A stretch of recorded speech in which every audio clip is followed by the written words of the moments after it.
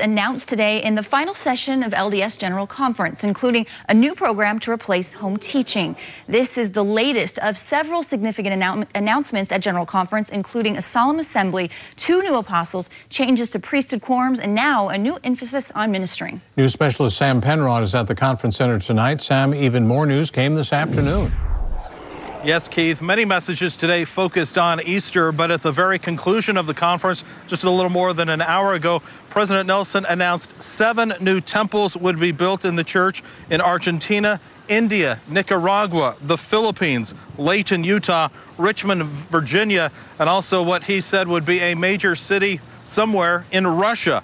He also announced the elimination of home teaching and visiting teaching in favor of a new program known as ministering.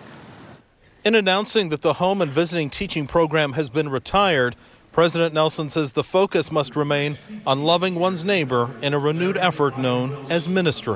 Effective ministering efforts are enabled by the innate gifts of the sisters and by the incomparable power of the priesthood. The new program will now include young women ages 14 to 18 who will join Relief Society sisters in their ministering efforts. Combining such Relief Society efforts with the now restructured Elders Quorum will bring a unity that can yield astonishing results. Ministering becomes one coordinated effort to fulfill the priesthood duty to visit the house of each member and to watch over the church always and be with and strengthen them, as well as to achieve the Relief Society purpose to help one another prepare for the blessings of eternal life.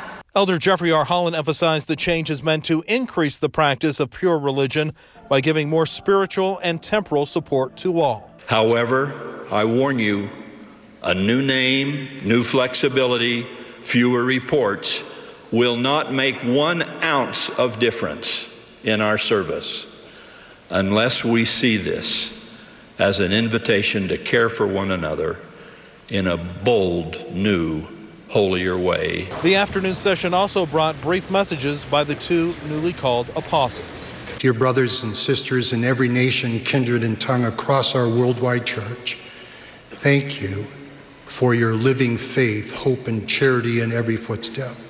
On this Easter day, I solemnly testify that Jesus Christ is risen. He lives, and he directs this church on earth through his prophets, seers, and revelators. President Nelson concluded the conference by encouraging Latter-day Saints to move forward with renewed effort. My heart was just so full, especially when he spoke. He told us so many things, counsels. And the morning session had a particularly international feel with those who spoke and also offered prayers. Now that conference is over, President Nelson will take the next week and a half or so to prepare for a trip that will literally take him around the world. He will make stops beginning April 12th in London, Jerusalem, Kenya, Zimbabwe, India, Thailand, Hong Kong, and Hawaii. Very busy couple of weeks still ahead, Keith.